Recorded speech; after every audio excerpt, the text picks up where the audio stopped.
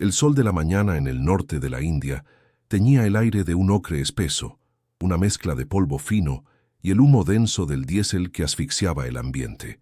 El estruendo metálico de las excavadoras, frías y monumentales, se imponía sobre los himnos desesperados que una pequeña congregación cristiana intentaba elevar como un último escudo sonoro. El sonido del acero contra la fe era ensordecedor, una batalla desigual librada en el umbral de un templo condenado. Las máquinas avanzaban con una indiferencia mecánica, sus orugas triturando la tierra sagrada y las flores plantadas con devoción. Cada metro que ganaban era una herida abierta en el corazón de la comunidad, un recordatorio brutal de que su refugio espiritual estaba a punto de convertirse en memoria, en una pila de escombros bajo un cielo que parecía haberse vuelto sordo y distante, indiferente al lamento de sus hijos. Al frente de la frágil barrera humana se encontraba Anil, un joven carpintero cuyas manos habían tallado con amor y paciencia el altar ahora amenazado. No era un líder por elección, sino por convicción. Su cuerpo era una extensión de la madera que había consagrado. Sus nudillos estaban blancos por la fuerza con que se aferraba a un poste de la entrada, como si pudiera anclar el edificio a la tierra con su propia fe. A su lado, el rostro de una anciana era un mapa de dolor, surcado por lágrimas que limpiaban caminos en su piel cubierta de polvo. Sus ojos, fijos en la máquina que se acercaba, no reflejaban odio, sino una profunda e incomprensible tristeza. Eran la imagen de una fe que, aunque acorralada y a punto de ser aplastada, se negaba a romperse, sosteniéndose en la dignidad del silencio y la oración compartida. Desde la seguridad de su vehículo con aire acondicionado, a una distancia prudente pero calculada, el gobernador Ramiro observaba la escena. Su rostro era una máscara de impaciencia burocrática, una expresión pulida que no dejaba entrever emoción alguna. Para él, aquello no era la destrucción de un santuario, sino un procedimiento administrativo necesario, un paso inevitable en el camino hacia el progreso que él mismo había decretado. La pequeña iglesia era simplemente un obstáculo en un plano, una nota al pie de página en un proyecto de desarrollo urbano. La resistencia de aquella gente le parecía un anacronismo sentimental, una molestia insignificante que el poder de sus máquinas pronto resolvería. No veía las almas, solo los cuerpos, no sentía la devoción, solo el retraso en su cronograma. Su indiferencia era más cruel que cualquier acto de violencia directa. Entonces, el momento llegó con la brutalidad de lo inevitable. El brazo de la excavadora, como una garra de hierro, se alzó y golpeó la base del pequeño campanario. Hubo un crujido agudo y prolongado, el sonido de la madera antigua rindiéndose, seguido por un golpe sordo y devastador que sacudió el suelo. La cruz, que por décadas había vigilado el ir y venir de la comunidad, se quebró y cayó, estrellándose contra la tierra en un estallido de astillas y polvo. Un silencio antinatural descendió sobre la escena, repentino y absoluto. La nube de polvo que se levantó no solo cubrió los escombros, sino que pareció absorber toda luz, todo sonido, toda esperanza. Era un vacío físico y espiritual, el instante preciso en que la fe se quedaba sin su símbolo más visible, dejando solo la desolación y el silencio como testigos. En este silencio profundo que nos une a través de la distancia, en este momento en que el corazón se detiene junto al de Anil y su comunidad, te invito a hacer una pausa. Queremos saber desde dónde nos acompañas, desde qué rincón del mundo tu alma se conecta con esta historia de resistencia. Deja un comentario contándonos tu ciudad o tu país, para que sintamos que no estamos solos presenciando este dolor. Y si esta historia ya ha tocado una fibra en tu espíritu, suscríbete al canal y activa las notificaciones. Así, te unirás a una familia que busca la luz en medio de la oscuridad, que cree en el poder de los milagros y en la fuerza del testimonio compartido. Tu presencia aquí es un acto de fe en sí mismo, un gesto que nos da fuerza para seguir narrando estas batallas del espíritu. El polvo comenzó a asentarse lentamente, revelando un paisaje de profanación. La congregación permanecía inmóvil, como estatuas de sal petrificadas por el dolor. Ya no había himnos, solo el eco del silencio en sus oídos y el sabor amargo del polvo en sus bocas. Los ojos de Anil seguían fijos en el lugar donde la cruz había caído, su expresión vacía, como si una parte de su alma se hubiera hecho añicos junto con la madera. La máquina había detenido su avance, su motor apagado, pero su presencia seguía siendo una amenaza latente. El aire era pesado, cargado de una quietud que precede a la tormenta o quizás a algo completamente inesperado. En ese vacío, en la ausencia total de consuelo, nació la primera semilla de una promesa imposible, una que ni el poder del hombre ni la crueldad del acero podrían sofocar. Mucho antes de que el acero gritara y el polvo se convirtiera en un sudario, la vida de Anil transcurría al ritmo sereno de la gubia y la oración. Su taller era un universo diminuto, un refugio incrustado en el corazón de una ciudad que rugía con una energía indiferente. Cada mañana, los primeros rayos de sol se filtraban a través de una pequeña ventana, dibujando patrones dorados sobre el suelo de tierra apisonada y despertando el aroma dulce y terrenal de la madera de sándalo, mezclado con el olor a cera de abeja y aceite de linaza. Era un espacio sagrado, donde el tiempo no se medía en horas, sino en el lento desgaste de la madera bajo sus manos. El caos vibrante del exterior, con sus bocinas insistentes y sus multitudes presurosas, se desvanecía en el umbral, dejando paso a un silencio productivo, una quietud habitada únicamente por el susurro de la herramienta contra la fibra y la respiración acompasada de un hombre en comunión con su fe.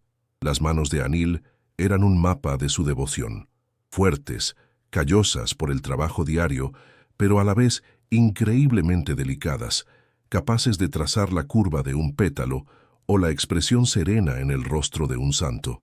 No eran solo herramientas, eran extensiones de su alma, un canal a través del cual su fe silenciosa tomaba forma tangible. Para él, trabajar la madera no era un oficio, sino un diálogo. Sentía que cada bloque de teca o sándalo contenía una historia latente, una posibilidad sagrada esperando ser liberada. Sus dedos leían las vetas como un texto antiguo, comprendiendo sus tensiones, sus fortalezas y sus secretos. Cada corte era una decisión meditada, cada pulido una caricia reverente. En ese acto de creación, Anil encontraba una paz profunda, una conexión directa con el Creador que le permitía transformar la materia bruta en un eco visible de lo divino, un testimonio humilde pero perdurable.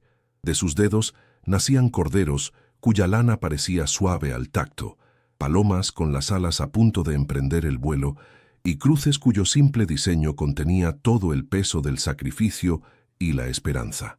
No eran meros objetos decorativos, eran ofrendas silenciosas, oraciones talladas que poblaban la pequeña iglesia y los hogares de su comunidad. Cada pieza llevaba consigo una parte de su espíritu, una intención de consuelo o celebración. Recordaba la historia detrás de cada una. El pequeño pez tallado para el bautismo de un niño, el rostro de María para una anciana que había perdido a su esposo, el gran crucifijo del altar que había creado junto a su padre años atrás. Su arte no buscaba la admiración, sino servir como un ancla visual para la fe de otros, un recordatorio constante de que lo sagrado podía encontrarse en la belleza simple y en el trabajo hecho con amor.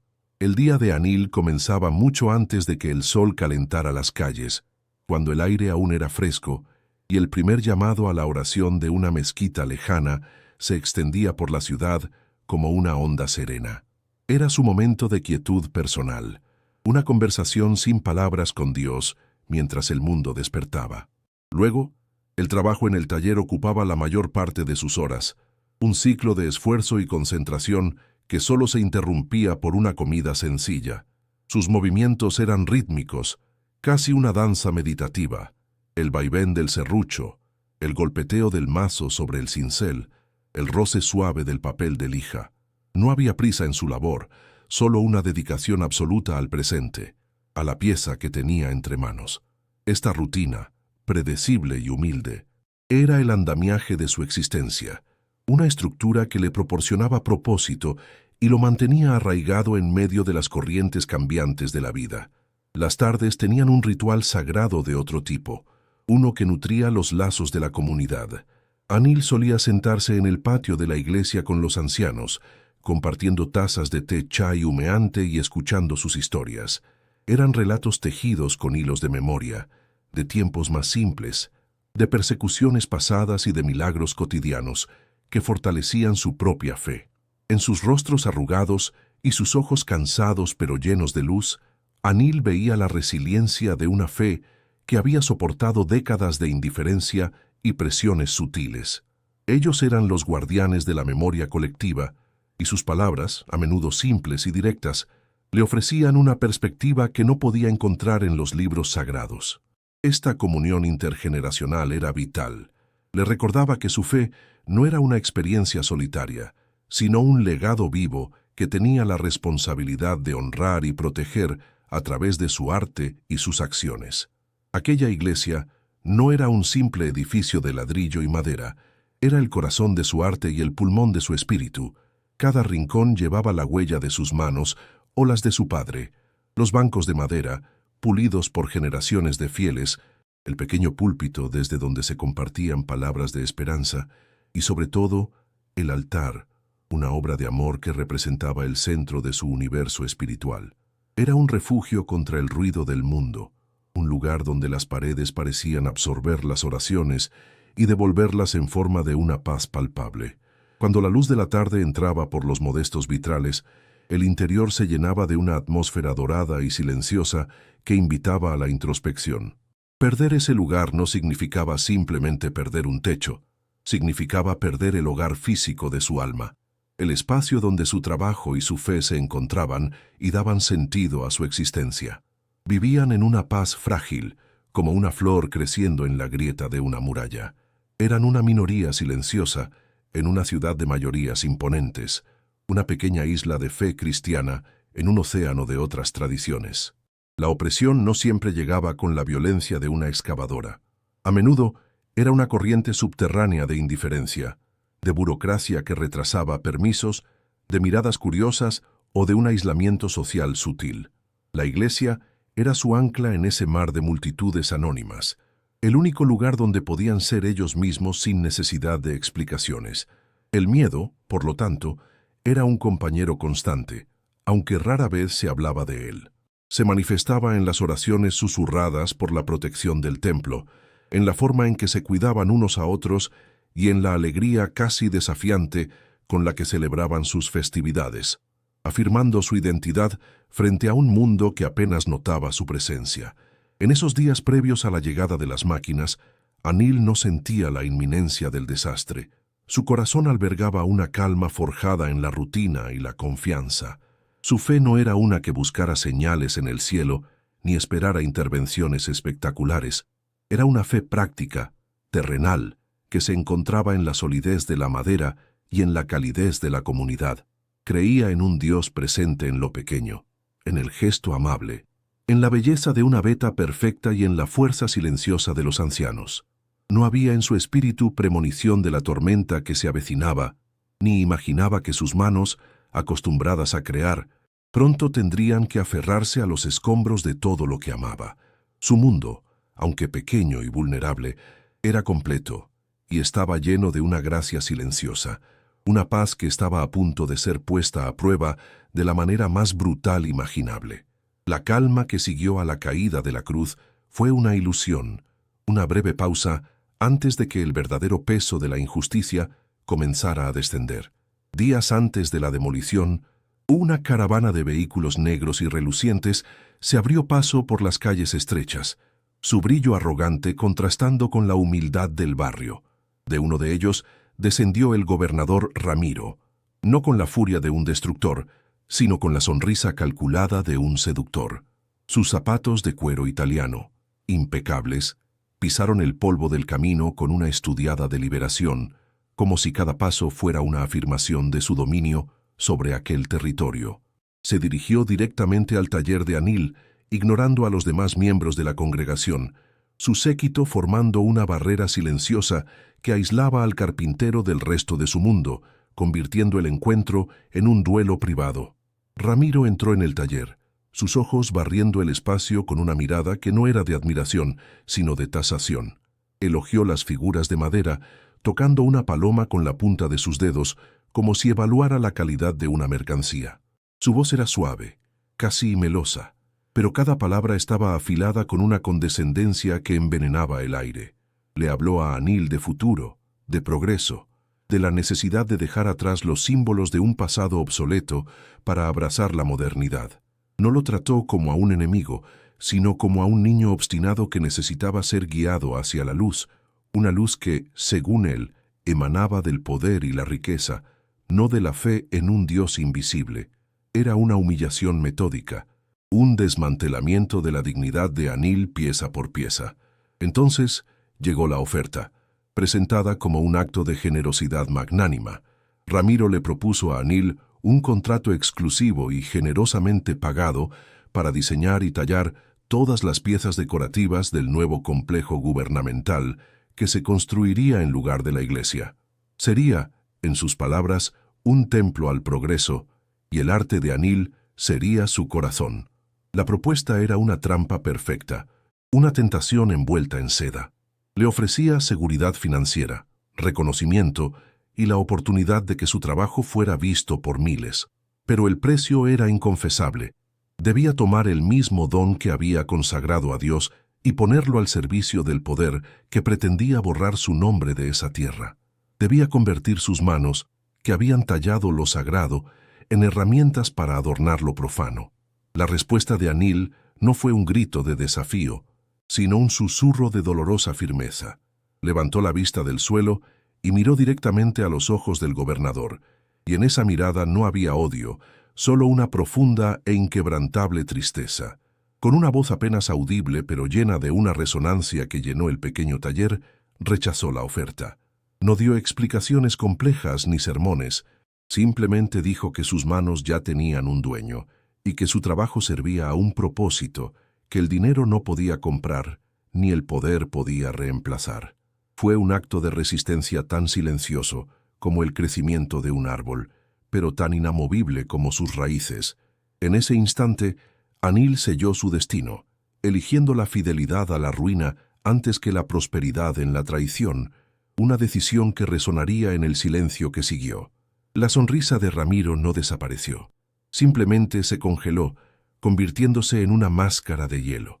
La falsa amabilidad se evaporó, dejando al descubierto el frío desprecio que había estado ocultando. Asintió lentamente, como un médico que confirma un diagnóstico terminal. No hubo amenazas explícitas, no hubo palabras de ira. Su poder no necesitaba de tales vulgaridades. Se dio la vuelta y se marchó, y su silencio fue más elocuente y aterrador que cualquier grito. El mensaje era claro. La oportunidad de salvarse había sido rechazada. A partir de ese momento, Anil y su comunidad ya no eran un obstáculo a ser gestionado, sino un ejemplo a ser aplastado. La retirada de los vehículos negros dejó tras de sí una quietud cargada de una ominosa certeza, la calma que precede a la aniquilación. Los días que siguieron fueron una lenta asfixia. La injusticia no llegó como un golpe único, sino como 1000 cortes pequeños.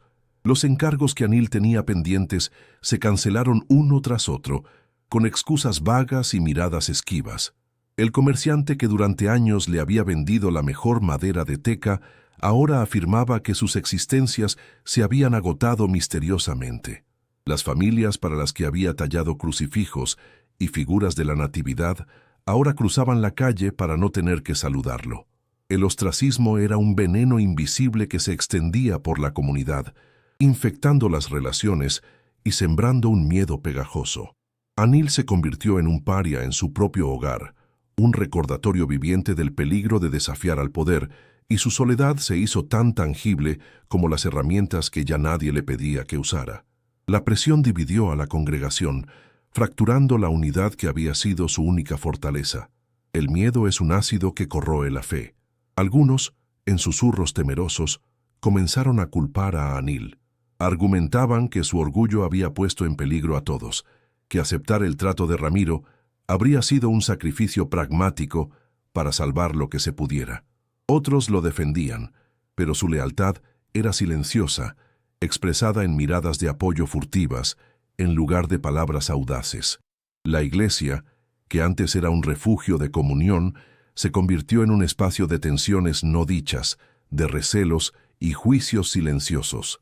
Anil sentía el peso de esas miradas, la erosión de la confianza, y comenzó a preguntarse si su acto de fe no había sido, en realidad, un acto de egoísmo destructivo. Para intensificar la guerra psicológica, Ramiro apostó guardias uniformados en la esquina de la calle donde se encontraba el taller de Anil. No hacían nada, no decían nada. Simplemente estaban allí, día y noche. Su presencia, una vigilancia constante y opresiva. Su inmovilidad era una forma de violencia pasiva, un recordatorio constante de que cada movimiento de Anil era observado, cada visita registrada. El taller, que había sido su santuario de paz y creación, se transformó en una celda con paredes invisibles. El sonido de sus propias herramientas le parecía ahora demasiado fuerte, como si pudiera provocar una reacción de aquellos centinelas silenciosos. El miedo se instaló en el corazón de su rutina, y la alegría de su oficio comenzó a marchitarse bajo la sombra de la intimidación. Fue entonces cuando la duda, como una termita, comenzó a devorar la estructura de su fe desde adentro. Sentado en su banco de trabajo, bajo la luz solitaria de una bombilla, Anil miraba sus propias manos, esas manos que habían sentido la voluntad de Dios en la veta de la madera, que habían dado forma a la esperanza y al consuelo, ahora le parecían extrañas, torpes, vacías de propósito. Tomaba un trozo de sándalo, olía su perfume sagrado, pero no sentía nada. La conexión se había roto. La pregunta lo atormentaba en las largas horas de la noche. ¿Fue su negativa un acto de fe inquebrantable o el producto de un orgullo ciego? ¿Había defendido a Dios o simplemente su propia vanidad como artista? Ya no podía distinguir la voz de su conciencia de los susurros del miedo. Sus oraciones se volvieron huecas, un eco en una catedral vacía. Se arrodillaba en la iglesia, ante el altar que él mismo había construido, pero las palabras se sentían como ceniza en su boca. El silencio de Dios era abrumador, un vasto océano de indiferencia que ahogaba sus súplicas. Miraba el rostro de Cristo que había tallado, buscando una señal, una pizca de consuelo, pero solo encontraba la inexpresividad de la madera. La sensación de abandono era total. No era solo que el mundo se hubiera vuelto en su contra, sentía que el cielo también le había dado la espalda. La injusticia de los hombres era un dolor soportable, pero la aparente ausencia de Dios era una herida en el alma, una oscuridad que amenazaba con consumirlo por completo. El golpe final llegó no con el estruendo de una máquina, sino con el susurro de un papel. Una mañana, un aviso oficial fue clavado en la puerta de la iglesia. Con la fría y desalmada precisión del lenguaje burocrático, el documento declaraba la estructura como un peligro para la seguridad pública y ordenaba su demolición inmediata. La fecha estaba fijada para el amanecer del día siguiente. La amenaza implícita se había materializado en una sentencia de muerte irrevocable. Ya no había espacio para la negociación, ni tiempo para la esperanza. La injusticia había completado su ciclo, pasando de la seducción a la intimidación y, finalmente, a la aniquilación legalizada. Para Anil y su comunidad, la noche que caía no era solo el final de un día, sino el preludio de la desaparición de su mundo. La iglesia ya no era un edificio, sino el esqueleto de un recuerdo. Donde antes se alzaban paredes que guardaban oraciones, ahora solo quedaban vigas rotas apuntando al cielo como dedos acusadores y montones de ladrillos pulverizados que el viento comenzaba a dispersar. El estruendo de las máquinas había cesado, pero el silencio que dejó era más ensordecedor que cualquier ruido. Era un silencio pesado, denso, cargado con el eco invisible de los himnos que ya no se cantarían y de los lamentos ahogados de la congregación dispersa. El aire, espeso y ocre, olía a polvo de ladrillo, a madera astillada y a una desolación tan profunda que parecía tener su propio aroma. El paisaje no era solo de destrucción física, sino de una profanación que había dejado una cicatriz visible en el alma del mundo, un hueco donde antes latía un corazón de fe. Anil caminó hacia el centro de la ruina, cada paso una profanación involuntaria. Sus pies se hundían en una alfombra de polvo fino, esa mezcla de tierra, cemento y madera que antes había sido el suelo sagrado donde aprendió a caminar y a orar. El polvo se adhería a sus sandalias, a sus tobillos, subiendo como un sudario que intentaba reclamarlo para esa tierra muerta. No miraba a su alrededor. Su vista estaba fija en el suelo, como si buscara un camino que ya no existía. El movimiento era lento, pesado, el de un hombre que carga con el peso de un mundo derrumbado sobre sus hombros. No había un destino en su andar, solo el impulso de adentrarse en el epicentro del vacío, de volver al lugar donde todo lo que amaba se había convertido en nada, en una memoria que ya dolía como una herida abierta. La conmoción inicial que lo había mantenido en pie, esa adrenalina del dolor, se había disuelto, dejando paso a una apatía helada. Ya no sentía ira contra Ramiro, ni tristeza por su comunidad. No sentía nada. Era un vacío absoluto, una quietud interna que reflejaba la devastación exterior, el ruido del mundo, las voces lejanas de la ciudad, los llantos de sus hermanos en la fe. Todo se desvanecía en un zumbido sordo e irrelevante. Estaba solo en el universo, flotando en un mar de silencio y polvo. Su espíritu, que había sido como una llama tenaz, parecía haberse extinguido por completo, dejando solo un pabilo humeante de conciencia en medio de una oscuridad que lo consumía desde adentro, un frío que ninguna hoguera podría ya calentar. Entonces, sus rodillas cedieron. No fue una decisión, sino un colapso. El cuerpo simplemente se rindió. Incapaz de soportar por más tiempo la carga invisible, cayó de rodillas sobre los escombros, el impacto sordo apenas registrado por su mente ausente. No era una postura de oración, no había súplica en su gesto. Era la rendición de un soldado en un campo de batalla perdido, la aceptación final de la derrota. Sus manos cayeron a los lados, las palmas abiertas sobre el polvo y los fragmentos afilados, sin sentir el dolor de los pequeños cortes. Permaneció así, inmóvil, una estatua de dolor en medio de su propio santuario demolido, su cabeza inclinada no por reverencia, sino aplastado por el peso de un cielo que se había vuelto de plomo. Después de un tiempo que podría haber sido segundos o una eternidad, sus manos comenzaron a moverse, no con propósito, sino con un instinto primario, como un animal herido que escarba en la tierra. Sus dedos, los mismos que habían dado forma a la belleza y a lo sagrado, ahora se hundían en la fealdad de la destrucción. Apartaban trozos de ladrillo, astillas de vidrio de los vitrales rotos y el polvo áspero que lo cubría todo. No sabía lo que buscaba.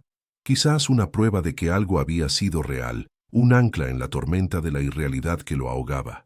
Era un acto desesperado y sin esperanza, un diálogo mudo con los restos de su fe, una caricia fúnebre a los huesos de su hogar espiritual, buscando un último vestigio de calor en las cenizas frías. Y entonces sus dedos rozaron algo diferente. No era la frialdad del ladrillo ni la aspereza del cemento. Era madera, tibia, familiar. Con una urgencia renovada, escarbó a su alrededor hasta desenterrar un fragmento. Era un trozo astillado del altar, la pieza central que había construido con su padre cuando era apenas un muchacho. Pudo reconocer la veta oscura de la teca y el borde de una curva que había tallado él mismo, parte del cordero sacrificial que adornaba el frontal. La madera estaba sucia, herida, rota en un extremo, pero en su mano se sentía completa, viva. Era el único objeto en ese universo de caos que aún contenía una historia, una conexión tangible con el amor, la memoria y la fe que le habían sido arrebatados de la forma más brutal. Apretó el fragmento de madera contra su pecho con una fuerza que hizo temblar sus brazos. Lo abrazó como un náufrago se aferra a un madero en medio del océano, como si esa pequeña pieza de teca contuviera todo el peso y el significado de su mundo perdido. Hundió su rostro en él, inhalando el leve aroma a sándalo que aún persistía bajo el olor a polvo y destrucción. Era un último vestigio de santidad, un eco de las oraciones que había absorbido, un testimonio silencioso de las manos de su padre y las suyas propias. Ya no era solo un pedazo de altar, era el corazón de su iglesia, el último latido de un cuerpo que había sido desmembrado, y él se aferraba a él con la desesperación de quien intenta mantener con vida algo que ya está muerto. El sabor amargo del polvo le cubría la boca y la garganta. Ya no había himnos que cantar, ni palabras de consuelo que susurrar, ni esperanza que alimentar. La comunidad se había dispersado, cada uno a lamer sus propias heridas en soledad. El Dios al que le había dedicado cada corte de su gubia, cada pensamiento al despertar, parecía haberse desvanecido junto con las paredes de su templo. El silencio no era paz, era ausencia. La oscuridad no era descanso, era un vacío. La fe, que había sido su columna vertebral, ahora se sentía como un hueso roto, incapaz de sostenerlo. Todo lo que le quedaba era el dolor, un dolor puro, físico y abrumador, tan real como el fragmento de madera que apretaba contra su corazón. Levantó la vista al cielo. Era un lienzo gris, uniforme y vacío, un techo de indiferencia que se extendía hasta el infinito. No había señales, ni nubes con formas extrañas, ni un rayo de sol que se abriera paso. Solo una vasta y desoladora nada. Buscó una respuesta en esa inmensidad, una señal de que su sufrimiento era visto, de que su pérdida importaba. Pero el cielo estaba mudo, sordo, ciego. Era el silencio final y absoluto de Dios, una ausencia tan completa que se sentía como una presencia negativa, como una fuerza que activamente negaba la existencia de la esperanza.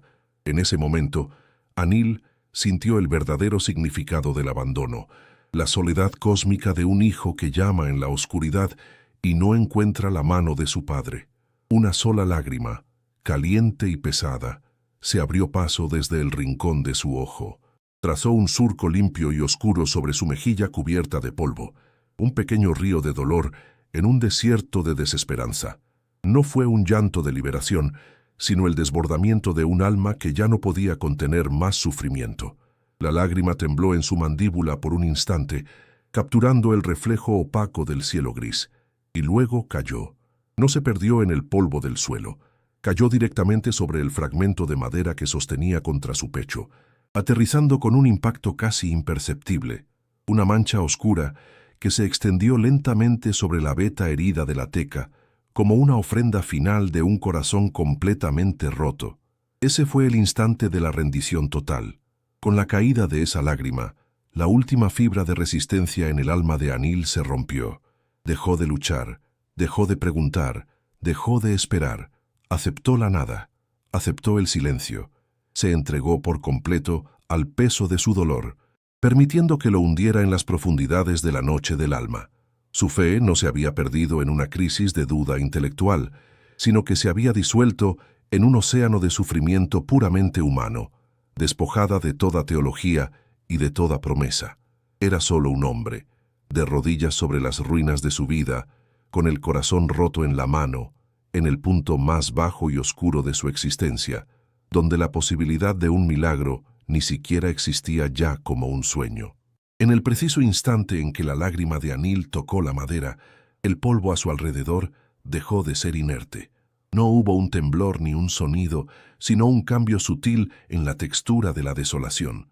Donde la gota salada había humedecido la superficie, los finísimos granos de ladrillo y tierra comenzaron a agitarse con una vida propia, como si una respiración profunda y subterránea los estuviera despertando de un largo sueño. La mancha oscura que la lágrima había creado no se secó. Por el contrario, comenzó a expandirse lentamente, no como la humedad que se propaga, sino como una semilla de oscuridad que, en lugar de absorber la luz, se preparaba para dar a luz a su opuesto. Era un milagro que comenzaba en la escala de lo minúsculo, un universo de cambio contenido en una partícula de polvo mojada por el dolor más puro y absoluto que un hombre puede sentir. Desde ese epicentro de rendición, una luz suave y cálida comenzó a emanar del suelo. No era un destello cegador ni un rayo celestial que partiera las nubes, sino un resplandor orgánico, un fulgor que parecía nacer de las entrañas mismas de la tierra profanada. Tenía el color del ámbar y la calidez del primer sol de la mañana, una luz que no proyectaba sombras, sino que parecía disolverlas. Crecía con la lentitud de una flor abriéndose al amanecer, llenando el cráter de las ruinas con un brillo que no exponía la destrucción, sino que la transfiguraba, convirtiendo cada ladrillo roto y cada viga astillada en parte de un altar improvisado. Era una luz que no se veía con los ojos, sino que se sentía en la piel y en el alma, una presencia palpable que anunciaba que el vacío estaba a punto de ser llenado. El tiempo, que hasta entonces había avanzado con la pesadez del luto, comenzó a ralentizarse hasta casi detenerse. El zumbido distante y caótico de la ciudad, con sus bocinas y sus multitudes, se desvaneció por completo, como si una cúpula de cristal invisible hubiera descendido sobre las ruinas, aislando ese pedazo de tierra del resto del universo. El único sonido que quedaba era el latido del propio corazón de Anil, que ahora parecía resonar al unísono con el pulso de la luz que crecía a su alrededor. El aire se volvió denso y quieto, cargado de una expectativa reverencial. Era un silencio sagrado, no la ausencia de ruido, sino la presencia de algo tan inmenso que cualquier sonido sería una profanación. El mundo entero pareció contener la respiración a la espera del evento que ese silencio anunciaba. Del corazón de la nube de polvo más densa, aquella que aún flotaba perezosamente sobre el centro de la devastación, una figura comenzó a emerger. No apareció de repente, sino que se materializó gradualmente, como un recuerdo que toma forma en la mente. Primero fue una silueta, una forma humana erguida en medio del caos, su contorno recortado contra la luz ambarina que brotaba del suelo. Se movía con una calma que desafiaba la escena de destrucción. No caminaba sobre los escombros, sino a través de ellos, su paso tan ligero que no levantaba ni una mota de polvo. La forma se fue haciendo más nítida, más definida, y la atmósfera se cargó de una santidad tan intensa que dolía. Una belleza tan pura que resultaba casi insoportable para los ojos mortales. Era Jesús. Su túnica era de un blanco tan puro y absoluto que parecía absorber la luz y devolverla multiplicada. Un blanco que repelía activamente el polvo y la suciedad que lo rodeaban. Cada partícula de ceniza que se acercaba a la tela parecía desviarse, creando un aura de limpieza inmaculada en medio de la mugre. Su rostro no era el de un juez severo, ni el de un rey triunfante, sino el de un hombre que conocía el sufrimiento en su forma más íntima. Había una serenidad en sus facciones que hablaba de una paz más allá de toda comprensión, y su cabello y su barba, oscuros y sencillos, lo anclaban a la humanidad que había venido a redimir. No había en él nada de espectacular, solo la abrumadora autoridad de una presencia que era, en sí misma, la respuesta a todas las oraciones no pronunciadas. Su avance era sereno, cada paso una declaración de dominio silencioso sobre el caos. Sus pies descalzos tocaban el suelo cubierto de fragmentos afilados y polvo áspero, pero no dejaban huella alguna. Era como si caminara sobre una capa de realidad diferente, presente, pero intocable, consagrando la tierra herida con cada contacto. No se dirigía a la multitud dispersa que había comenzado a notar el fenómeno con una mezcla de terror y asombro. Su movimiento tenía un único y claro destino, un punto focal en ese universo de dolor. Atravesó el campo de ruinas con la deliberación de quien conoce el camino de regreso a casa, su figura recortada contra el sol que, por primera vez en todo el día, comenzaba a abrirse paso entre las nubes grises. Entonces, sus ojos se posaron en Anil. No fue una mirada de lástima ni de reproche, sino un acto de reconocimiento profundo y sanador. En esa mirada había una compasión tan infinita que parecía abarcar no solo el dolor presente de Anil, sino cada herida, cada duda y cada miedo que había acumulado a lo largo de su vida. Anil sintió que esa mirada lo desnudaba hasta el alma, pero no para juzgarlo, sino para verlo por completo, para entenderlo en su totalidad. Sintió el peso de la desesperanza disolverse, no por una orden divina, sino por la simple certeza de ser visto por un amor que no pedía nada a cambio. Fue como si una mano invisible hubiera entrado en su pecho y hubiera comenzado a unir, pieza por pieza, los fragmentos de su corazón roto. El trozo de madera del altar, que Anil todavía apretaba con fuerza contra su pecho, pareció calentarse en sus manos. Ya no se sentía como un vestigio de una pérdida irreparable, sino como un punto de conexión, un puente entre su dolor y la presencia que ahora estaba ante él. La lucha interna que lo había consumido, la duda sobre si su fe había sido orgullo, se desvaneció en la irrelevancia. Comprendió sin necesidad de palabras que su acto de resistencia no había sido para defender un edificio, sino para mantener un espacio vacío donde Dios pudiera manifestarse. Y en su momento de total rendición, en su aceptación de la nada, había creado el recipiente perfecto para recibirlo todo. La paz que lo inundó no era la ausencia de dolor, sino la presencia de un propósito más grande que su propio sufrimiento. Con una lentitud que parecía estirar el tiempo, la figura de Jesús se volvió. Su movimiento fue fluido, deliberado, y con él, el foco de la escena se desplazó. Su mirada dejó a Anil envuelto en una paz recién descubierta y se dirigió hacia la periferia de las ruinas, donde el poder terrenal observaba el inexplicable fenómeno. Sus ojos buscaron y encontraron al gobernador Ramiro, que permanecía de pie junto a su vehículo, su rostro una máscara de incredulidad que luchaba por no resquebrajarse. La transición fue total. La compasión que había sanado al carpintero se transformó en una autoridad silenciosa que ahora confrontaba al destructor, no con ira, sino con la simple y aplastante verdad de su existencia. No se pronunció una sola palabra. El silencio se hizo aún más profundo, pero ahora estaba cargado de una tensión diferente. Era el silencio de una pregunta que no necesitaba ser formulada, el silencio de un juicio que no requería de un veredicto.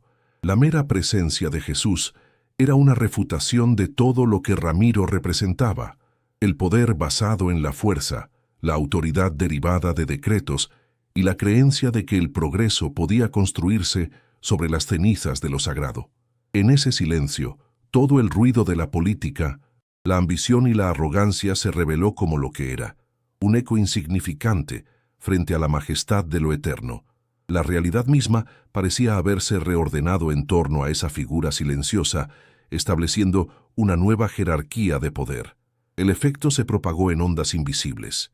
El operador de la excavadora, un hombre rudo acostumbrado al estruendo del metal, apagó el motor con manos que temblaban incontrolablemente.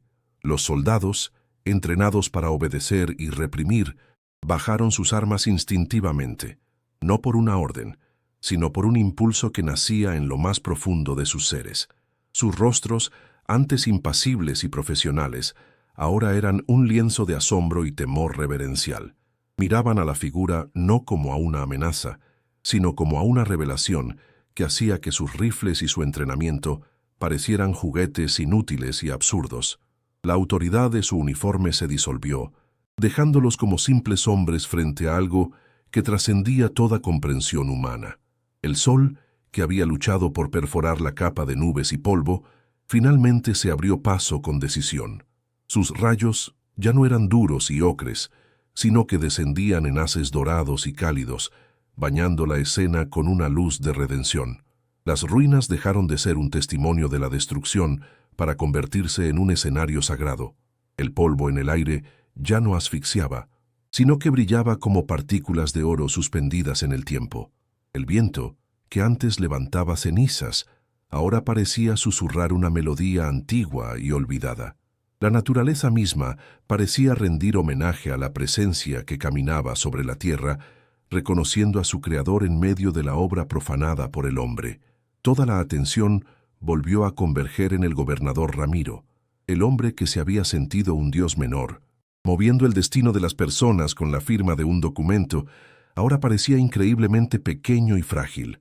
Su traje caro, su postura de poder, su séquito de aduladores, todo se despojó de él, dejándolo expuesto en su desnudez espiritual. La arrogancia en su rostro se desmoronó como un muro de arena golpeado por una ola imparable. Intentó sostener la mirada de la figura, pero fue imposible. Era como intentar mirar directamente al sol. La pureza y la verdad de esa mirada quemaban su orgullo hasta reducirlo a cenizas, revelándole la inmensa y oscura vacuidad de su propia alma. Sus rodillas se doblaron. No fue una decisión consciente, sino el colapso de una estructura que ya no podía sostenerse.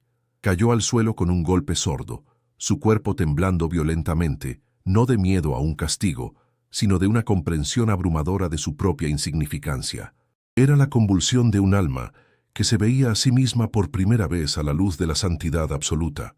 No pudo soportar la visión de su propia soberbia y, en un acto de rendición total, inclinó su rostro hasta que su frente tocó el mismo polvo que él había ordenado crear, el mismo polvo que ahora había sido consagrado por los pies de Dios. Su postración no fue un acto de sumisión, sino la única respuesta posible ante lo innegable. Así quedó la escena, suspendida en un instante eterno. Anil, de rodillas en el centro de las ruinas, ya no aferrado al dolor, sino envuelto en una paz que lo trascendía, su rostro bañado por la luz dorada y la compasión divina. Ramiro, postrado en el borde, su poder hecho añicos, su frente humillada en el polvo de su propia injusticia, y en medio de todo, la figura silenciosa de Cristo, de pie entre el redimido y el quebrantado, su presencia llenando el vacío, no con palabras de juicio o consuelo, sino con la promesa silenciosa de que incluso en la más profunda desolación, en el polvo de los corazones rotos, la fe siempre encontrará un lugar para caminar y hacer todas las cosas nuevas. La quietud que siguió a la aparición no fue una de ausencia, sino de una presencia abrumadora que lo reordenaba todo. El primer sonido que rompió esta nueva realidad fue el repentino silencio del motor de la excavadora. El hombre que la operaba, un trabajador rudo con las manos curtidas por el acero y el diésel, sintió un temblor que no provenía de la máquina. Nació en lo profundo de su pecho, una vibración de pavor y asombro que subió por sus brazos y lo obligó a girar la llave. Sus dedos, acostumbrados a la fuerza bruta, se movieron con una delicadeza casi reverencial. El estruendo metálico murió con un suspiro ahogado, y el silencio que dejó fue tan denso y pesado que parecía tener una forma física, un manto que descendía sobre el campo de ruinas para sofocar para siempre la era del ruido y la violencia. Este nuevo silencio se propagó en ondas, alterando la voluntad de los hombres armados. Los soldados, apostados como estatuas de la autoridad del Estado, sintieron que el peso de sus rifles se volvía insoportable. No fue una orden, sino un instinto colectivo, una comprensión repentina y unánime de la obscenidad de sus armas en aquel lugar. Uno a uno, con movimientos lentos y casi coreografiados, bajaron sus fusiles. El leve sonido del metal apoyándose en la tierra fue como una renuncia, un acto de desarme espiritual. Sus rostros, antes impasibles y entrenados para la intimidación, se resquebrajaron, revelando la confusión y la vulnerabilidad de simples hombres que se enfrentaban a algo que desmantelaba por completo su comprensión del poder y la obediencia, dejándolos desnudos en su humanidad. El gobernador Ramiro, sin embargo, permanecía de pie, una isla de resistencia en un océano de rendición. Su mente, un laberinto de lógica, poder y política, luchaba desesperadamente por encontrar una explicación racional, una alucinación colectiva, un truco de la luz del sol filtrándose a través del polvo, pero su cuerpo sabía la verdad. Un frío glacial le recorría la espalda, mientras un calor abrasador le quemaba el rostro. Sentía la mirada de aquella figura silenciosa no sobre su piel, sino directamente sobre su alma, una mirada que no juzgaba, sino que simplemente exponía, despojándolo de sus títulos, su riqueza y su arrogancia, hasta que no quedó nada más que la pequeña y temblorosa verdad de su espíritu, una verdad que había pasado toda su vida tratando de ignorar y enterrar bajo capas de poder. Y entonces, su cuerpo lo traicionó. Sus rodillas, que nunca se habían doblado ante nadie, perdieron toda su fuerza. No fue una caída dramática, sino un colapso lento y humillante, como si los hilos que lo mantenían erguido hubieran sido cortados uno por uno. Se desplomó con un golpe sordo, el sonido de su costoso traje de seda rozando contra la tierra y los escombros. No hubo un grito, ni una palabra, solo un jadeo ahogado, el sonido de un hombre cuya realidad entera se había hecho añicos en un solo instante. El poder que había sido su identidad, su armadura y su Dios, se evaporó en el aire, dejándolo más débil y desprotegido que el más humilde de los fieles cuya casa acababa de destruir. Un rey desnudo en un reino de polvo. Su caída no se detuvo ahí. Una fuerza invisible pareció empujarlo hacia adelante, obligándolo a inclinarse hasta que su frente tocó el suelo. El mismo polvo que había sido el símbolo de su victoria, la prueba tangible de su capacidad para borrar lo que se interponía en su camino, ahora era el receptor de su humillación. Sintió la textura áspera y seca contra su piel, el olor a tierra profanada llenando sus fosas nasales. Era una postración total, no un acto de piedad, sino el reconocimiento involuntario de una autoridad infinitamente superior. En ese gesto, toda su vida de ambición y desprecio por lo sagrado se condensó en un único momento de contacto con la tierra, una tierra que ahora estaba siendo reclamada por su verdadero dueño. Fue en ese preciso instante que el sol finalmente venció a las nubes grises. La luz que inundó la escena no era la luz ocre y polvorienta de la mañana, sino un torrente de oro líquido, cálido y purificador. No era una luz que simplemente iluminaba, era una luz que transformaba. Bañó las ruinas, y cada ladrillo roto, cada viga astillada, cada fragmento de vidrio, dejó de ser un testimonio de la destrucción para convertirse en parte de un mosaico sagrado. El polvo en el aire, que antes asfixiaba, ahora brillaba como miríadas de partículas doradas suspendidas en una catedral de luz, danzando lentamente en una atmósfera de paz redentora. La naturaleza misma parecía estar reescribiendo la historia de aquel lugar, cambiando el relato de una tragedia a uno de teofanía. Desde su lugar en el centro de la manifestación, Anil fue testigo de la caída de su opresor, pero en su corazón no había ni una pizca de triunfo, ni el más mínimo rastro de satisfacción vengativa. En su lugar, sintió una ola de compasión tan profunda y abrumadora que casi le dolió.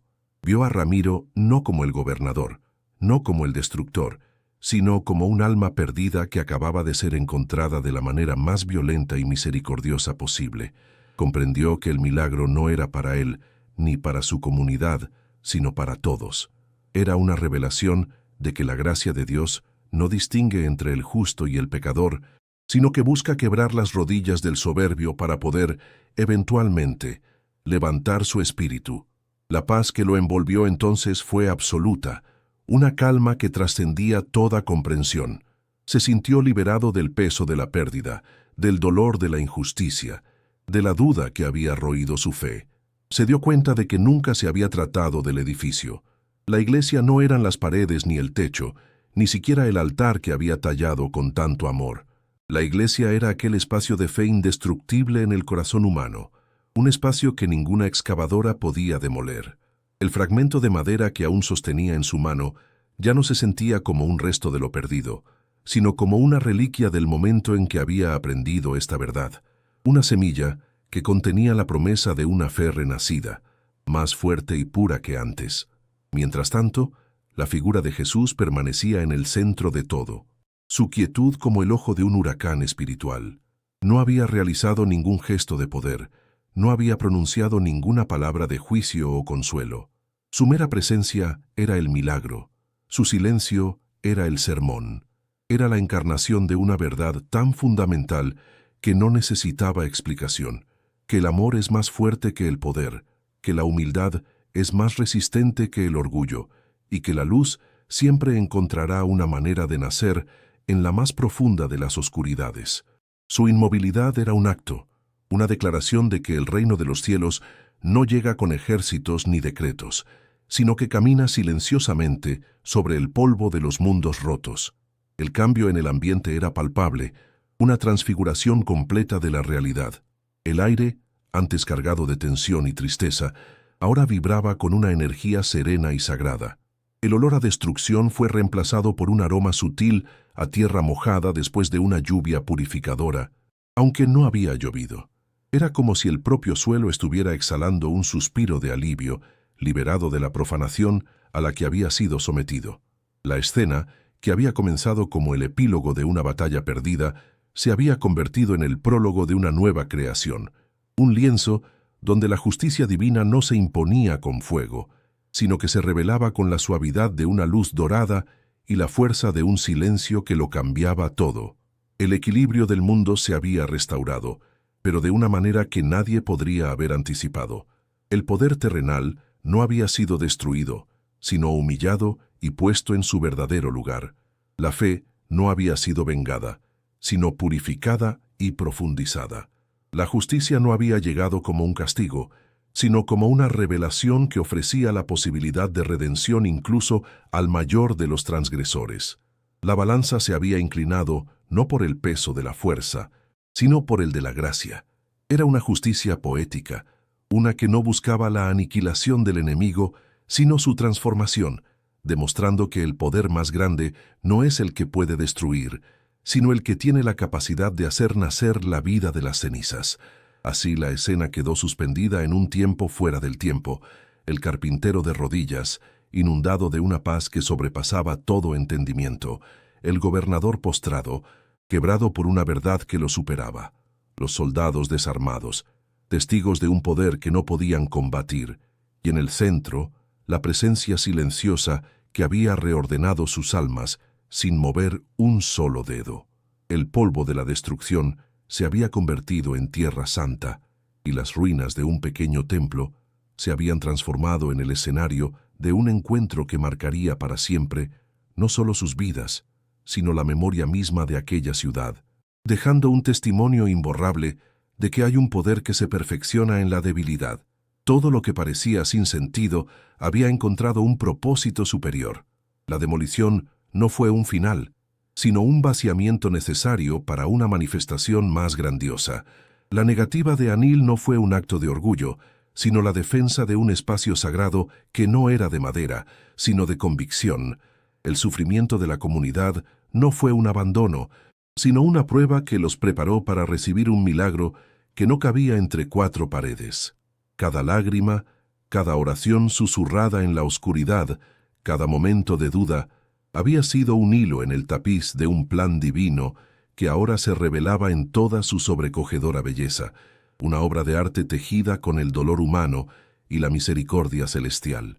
Cuando la luz dorada finalmente se retiró, no dejó tras de sí la oscuridad, sino una serenidad que lo impregnaba todo, como el perfume que queda en una habitación mucho después de que las flores se han ido.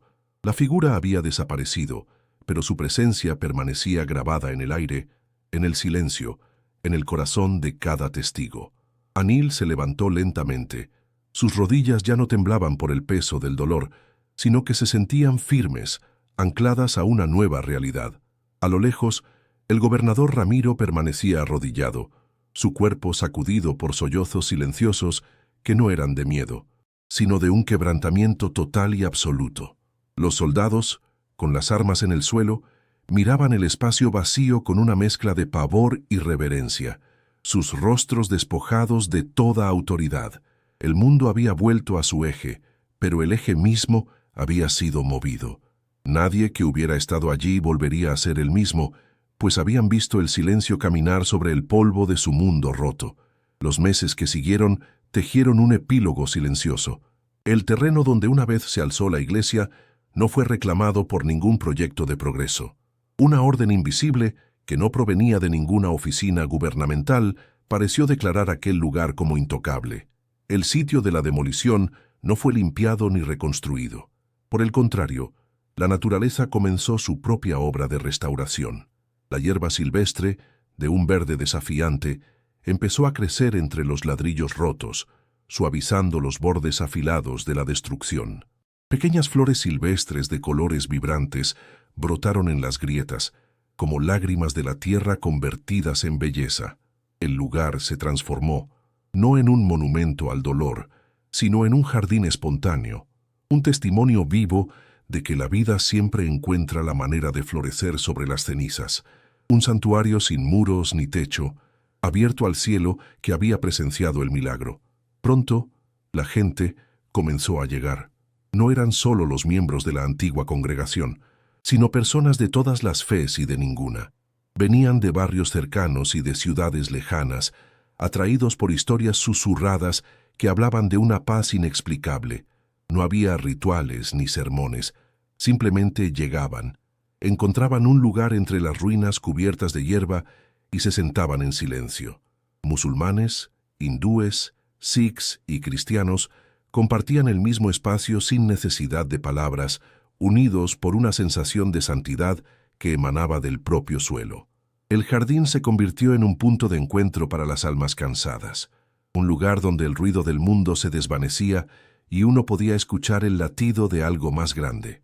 Era la prueba de que el verdadero templo nunca había sido el edificio, sino la tierra, que había sido consagrada por el dolor y la gracia.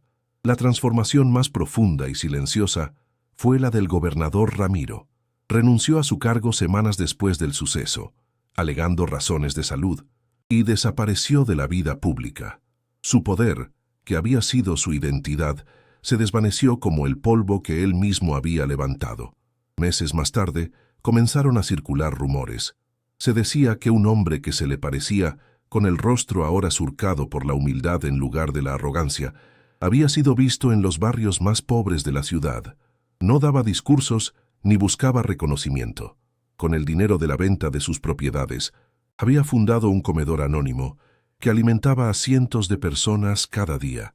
Su redención no fue un acto público de arrepentimiento, sino una vida entera de servicio silencioso, un testimonio susurrado de que la verdadera grandeza se encuentra al arrodillarse para servir, no al erguirse para mandar. Este nuevo Ramiro era un espectro de su antiguo yo, un hombre vaciado de orgullo y llenado de un propósito que no comprendía del todo, pero al que se aferraba con la devoción de un converso. Sus manos, que antes firmaban decretos de destrucción, ahora partían el pan y lavaban los platos. Sus antiguos colegas lo consideraban un loco, un hombre quebrado por algún tipo de colapso nervioso. Pero aquellos que comían de su mano veían algo diferente en sus ojos, una paz cansada, la serenidad de quien ha visto el abismo de su propia alma y ha sido rescatado por una misericordia que no merecía. Su caída no fue un castigo, sino el comienzo de su verdadero ascenso, un milagro tan profundo y personal como la aparición misma, una prueba de que Dios no viene a destruir a sus enemigos, sino a reclamar sus corazones. Anil, por su parte, regresó a su taller. El aroma a sándalo y cera de abeja era el mismo. La luz que se filtraba por la ventana dibujaba los mismos patrones dorados en el suelo, pero el hombre que habitaba ese espacio era nuevo.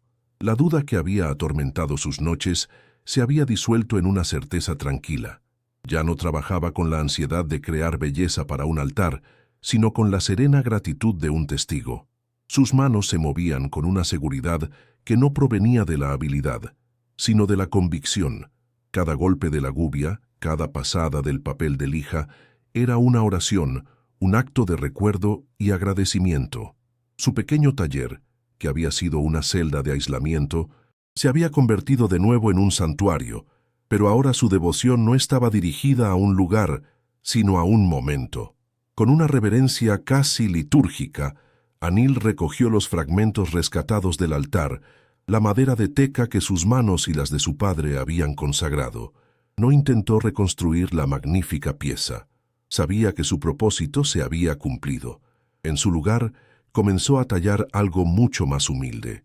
De cada trozo de la madera herida, sus manos daban a luz pequeñas cruces, tan sencillas y lisas que cabían perfectamente en la palma de una mano. No tenían adornos, ni detalles intrincados. Su belleza no residía en su forma, sino en su origen. Eran astillas de un altar roto, pedazos de una historia de desolación y redención. Cada cruz era un universo de significado, un recordatorio tangible de que de la mayor de las pérdidas puede nacer el más íntimo de los consuelos. Estas cruces no eran para la venta, se convirtieron en su nuevo ministerio, su testimonio silencioso. Cada día, Anil se acercaba al jardín que ahora florecía sobre las ruinas y se sentaba en una de las viejas piedras. La gente se le acercaba, atraída por la paz que irradiaba. Sin decir una palabra, él tomaba la mano de un visitante y depositaba en ella una de las pequeñas cruces de teca. El intercambio era breve, mudo, pero cargado de una profunda comunión. La calidez de la madera rescatada pasaba de su piel a la del extraño, transmitiendo no solo un objeto, sino una historia, un pedazo del milagro, una promesa de que incluso cuando todo parece perdido, queda un fragmento de lo sagrado al que aferrarse. La imagen final de su legado no es la de un gran monumento, sino la de sus manos en el taller. La cámara se acerca, enfocando la textura de la madera vieja, las vetas oscuras que cuentan historias de oraciones y de fuego. Sus dedos, firmes y seguros, guían un trozo de papel de lija sobre la superficie de una nueva cruz, suavizando sus bordes, dándole una calidez que invita al tacto. El movimiento es rítmico, meditativo, una danza de creación que se ha vuelto tan natural como su propia respiración. Ya no hay lucha en su gesto, ni la sombra de una duda. Sus manos no solo están trabajando la madera, están transmitiendo la paz que han recibido, convirtiendo el dolor en un instrumento de gracia, una herida en una fuente de sanación. Mientras lija, un finísimo polvo de madera, del color del sándalo y con su perfume sagrado, se desprende y cae sobre la mesa de trabajo. Es el mismo elemento que cubrió la escena al principio, el polvo de la destrucción, de la pérdida, de la desesperanza. Pero ahora, este polvo es diferente. No es el residuo de la aniquilación, sino el subproducto de la creación. Es un polvo cálido, fragante, lleno de propósito. El ciclo se ha completado.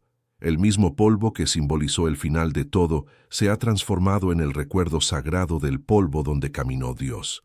Es el testimonio final de que en la economía divina nada se desperdicia. Incluso las cenizas de nuestros mayores dolores son la materia prima con la que Él construye nuestra redención. Así, el legado de aquel día no quedó escrito en los libros de historia ni grabado en monumentos de piedra, sino en la tierra consagrada de un jardín silencioso, en la vida redimida de un hombre que cambió el poder por el servicio, y en las incontables manos que ahora sostienen un pequeño trozo de madera, un ancla en las tormentas de la vida. El milagro no fue un evento que terminó, sino una semilla que fue plantada, una que continúa creciendo en los corazones de aquellos que aprendieron que la fe más fuerte no es la que evita la ruina, sino la que florece en medio de ella. ¿Y tú? ¿Has sentido alguna vez la presencia de Dios en medio del dolor?